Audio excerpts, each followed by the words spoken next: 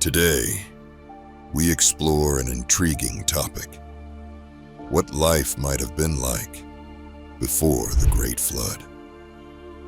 Have you ever pondered the existence of those who lived before the catastrophic event that altered human history? What were their climate, geography, culture, religion, technology, morality, and spirituality like? This discussion dives into the mysteries of the antediluvian world, drawing insights from the Bible, as well as historical and scientific sources. Stay with us until the end for some surprising revelations. Before we proceed, don't forget to like this content, subscribe to the channel, hit the notification bell, and share this topic with your friends to spread awareness. Now, let's begin. One fascinating fact about the pre-flood world is how vastly different it was from our own, particularly in terms of human lifespans. Did you know that people reportedly lived significantly longer before the flood? According to the Bible, the patriarchs of that era lived for hundreds of years, sometimes nearly a millennium.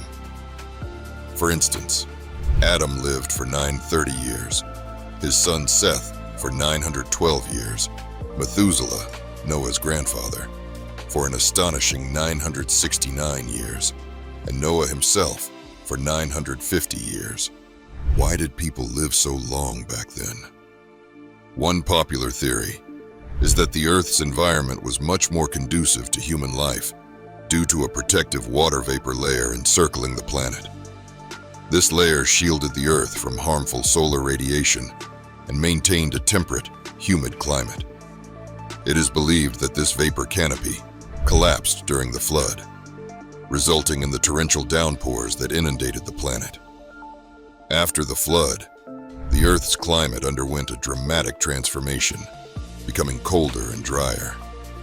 This change, combined with increased exposure to solar radiation, had a significant impact on human health, shortening lifespans. Another distinguishing feature of the pre-flood world was the direct interaction between the divine and humanity. According to the Bible, God communicated personally with individuals such as Adam, Eve, Cain, Abel, Enoch, and Noah, providing them with guidance, warnings, blessings, and judgment when they sinned. Additionally, the Bible describes a mysterious union between the sons of God and the daughters of men, which resulted in the birth of the Nephilim, a race of giants known for their immense strength, towering stature, and wickedness. The identity of these sons of God and the origin of the Nephilim remain topics of debate among scholars. A common interpretation suggests that the sons of God were fallen angels who rebelled against God and descended to earth to form relationships with human women. This unholy union created hybrid beings with both human and angelic traits, leading to widespread corruption and violence on earth, ultimately provoking God's judgment. To understand why these fallen angels rebelled, we must look further back in time. The Bible tells us that before the earth's creation, God existed in majesty alongside his Son, Jesus, and had created angels as spiritual beings to worship and serve him. Among these angels, one stood out for his beauty, intelligence, and power: Lucifer, whose name means morning star. Lucifer held a high position as the anointed cherub who guarded God's throne and led other angels. However, his pride and ambition led him to desire equality with God. Consumed by envy, he persuaded a third of the angels to join his rebellion. Lucifer sought to overthrow God and be worshipped by all creation. However, the sovereign and omnipotent God thwarted his plan, casting Lucifer and the rebellious angels out of heaven to earth. From that point on, Lucifer became known as Satan, meaning adversary, and his followers became demons under his command. This rebellion marked the beginning of a spiritual conflict between God's kingdom and the forces of darkness. The rebellious angels, now referred to as demons, became malevolent spirits under Satan's authority. This marked the beginning of an ongoing spiritual battle between two opposing forces, the kingdom of God and the kingdom of Satan. When God created earth and placed humans, made in his image, on it, Satan saw an opportunity for revenge. Considering earth his domain, he viewed Adam and Eve as intruders. Using the serpent, one of God's most cunning creations, Satan deceived the woman, making her doubt God's command. He tempted her with the promise that eating the forbidden fruit would make her like God, knowing good and evil. Succumbing to this lie, the woman ate the fruit and shared it with the man. Together, they disobeyed God, losing their communion with him and their original innocence. This act of disobedience also resulted in humanity relinquishing authority over the earth to Satan, who became known as the prince of this world. Sin entered human existence, bringing death, pain, suffering, disease, violence, injustice, oppression, and rebellion against God. From that moment on, humanity's story became one of downfall and redemption, conflict and hope, judgment and grace. One early illustration of this struggle was the story of Cain and Abel, the sons of Adam and Eve. Abel, a shepherd, offered God the best animals from his flock, while Cain, a farmer, presented fruits from the ground without the same devotion. God accepted Abel's offering, but rejected Cain's, which angered Cain and led to jealousy. Unable to accept God's correction, Cain killed Abel in the field. God, knowing all, confronted Cain, asking him about his brother's whereabouts. Cain responded arrogantly, claiming ignorance. "Am I my brother's keeper?" God revealed Cain's wrongdoing, saying Abel's blood cried out from the ground. As punishment, God cursed Cain, stating the ground would no longer yield its strength to him and that he would become a wanderer. Fearing retaliation, Cain expressed that his punishment was unbearable. But God, in his mercy, marked Cain to protect him from being killed. Cain then departed from God's presence and settled in the land of Nod, east of Eden. Although Cain was both a murderer and a fugitive, he had descendants and contributed to early civilization. He married a woman, likely a sister or niece, as Adam and Eve had many children. Cain fathered a son named Enoch and established a city named after him, marking the first recorded city in history. This achievement reflected Cain's abilities in construction and organization. His descendants continued to multiply and distinguish themselves. For instance, Jabal became the forefather of those living in tents with livestock. Jubal pioneered music by playing the harp and flute, and Tubal-Cain excelled in crafting tools and weapons from bronze and iron. Naamah, the only woman mentioned in Cain's lineage, also stood out. These accomplishments indicated humanity's expansion and diversification, with various roles evolving into professions, marking the beginnings of civilization. However, Cain's lineage also turned away from God, embracing idolatry, violence, and immorality. One example was Lamech, a descendant of Tubal-Cain. He was the first recorded polygamist, marrying two women, Ada and Zillah. Lamech was also a murderer who killed two individuals and bragged to his wives about his actions, proclaiming that if Cain was avenged sevenfold, his vengeance would be 77-fold.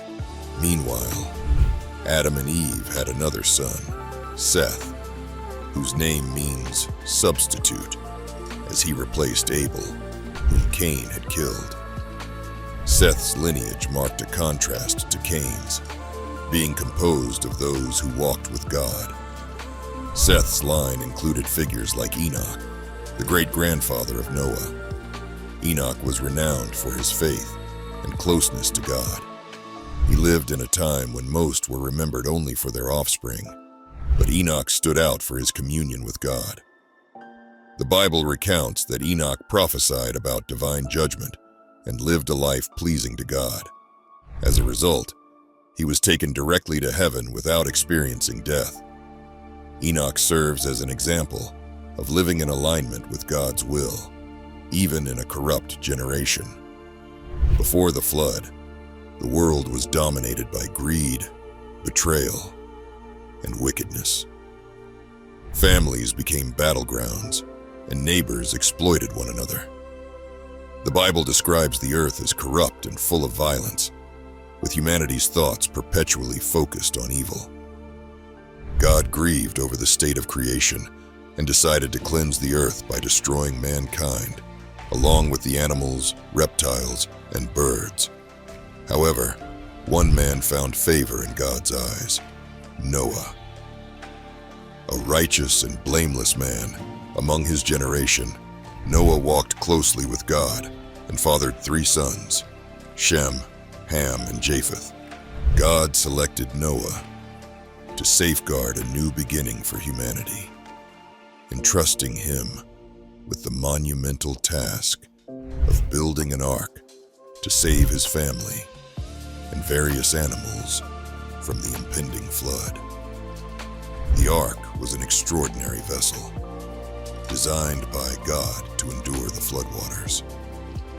Measuring approximately 450 feet long, 75 feet wide, and 45 feet high, it had 3 decks with numerous compartments and a single window at the top. Its entrance, which only God could open or close, ensured security. Constructed from durable, waterproof gopher wood and sealed with pitch inside and out, the ark could accommodate around 40,000 animals, along with sufficient provisions for both the creatures and Noah's family. It stood as a marvel of ancient engineering and a testament to God's grace. Noah spent 120 years building the ark, according to God's precise instructions, while warning his contemporaries about the impending flood and calling them to repentance. However, his warnings were met with mockery and disbelief. People ridiculed him, refusing to believe that rain, let alone a global flood, was possible, as they had never experienced rain before. They failed to recognize that the fountains of the deep and the heavens would open, covering the entire earth. The day of judgment came unexpectedly, catching them unprepared. The only salvation lay in entering the ark through faith. When the appointed day arrived, God instructed Noah to enter the ark with his household, taking 7 pairs of every clean animal and 2 pairs of every unclean animal, along with 7 pairs of birds to preserve life on earth. After 7 days, torrential rains began, lasting 40 days and nights. The fountains of the deep erupted, and the heavens opened, submerging even the tallest mountains under 15 cubits of water. Every living thing on land perished, leaving only Noah, his family, and the animals aboard the ark. For 150 days, the ark floated as the waters covered the earth. However, God remembered Noah and caused the waters to recede.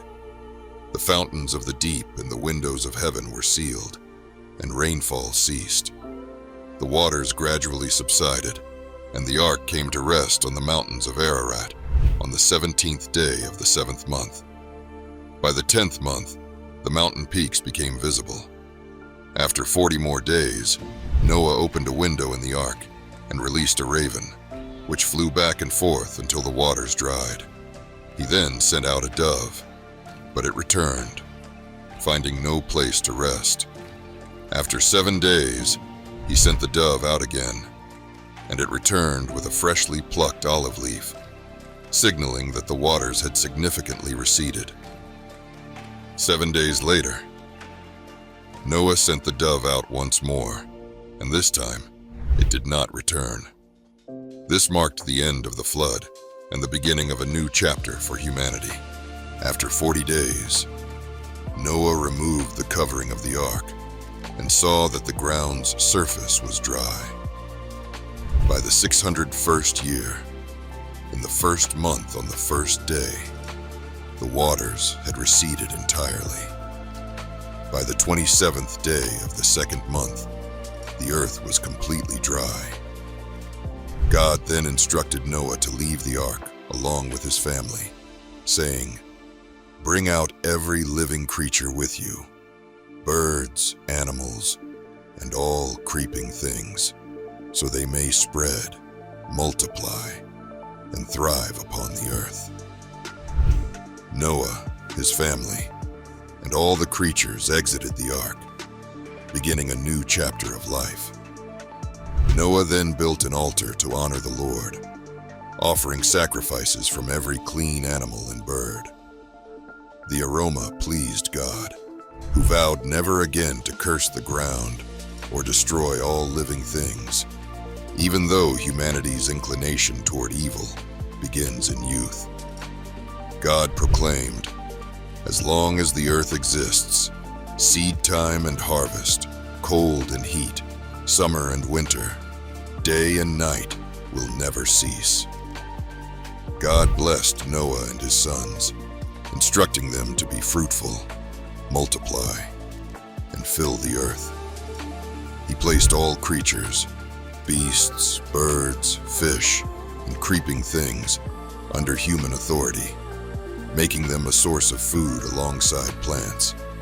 However, he prohibited the consumption of blood, the essence of life, and established a reckoning for lifeblood, both human and animal, underscoring the sanctity of human life created in his image. God also established a covenant with Noah, his descendants, and all living creatures, promising never again to destroy all flesh by floodwaters. As a sign of this covenant, God set a rainbow in the clouds, a perpetual reminder of his promise. He declared that whenever the rainbow appeared, he would remember his everlasting covenant to preserve life on earth, ensuring that no future flood would annihilate all living beings. The rainbow symbolized God's faithfulness and commitment to his creation. Genesis 9:8-17 highlights the rainbow as a profound symbol of God's covenant with Noah and all creation. It serves as a testament to God's enduring faithfulness and compassion, assuring humanity that he will not forsake them. The rainbow represents a divine promise never to destroy the earth with floodwaters again, and serves as a beacon of hope, signifying God's plan to restore and renew all things. Ultimately, it is a reflection of his grace, reminding us of his love and the gift of salvation through Jesus Christ, who embodies the ultimate rainbow of hope and redemption. With the conclusion of the flood narrative, the story transitions to Noah and his descendants as they repopulate the earth and establish nations. This marks the beginning of a new chapter in humanity's history. Thank you for engaging with this content. If you found it meaningful, please consider supporting it by subscribing to stay updated on future topics. Share this with friends and family, give it a like, and share your thoughts in the comments. Always remember, guys, no matter what, Christ is King. Together, we can spread understanding and inspire others. May God bless you.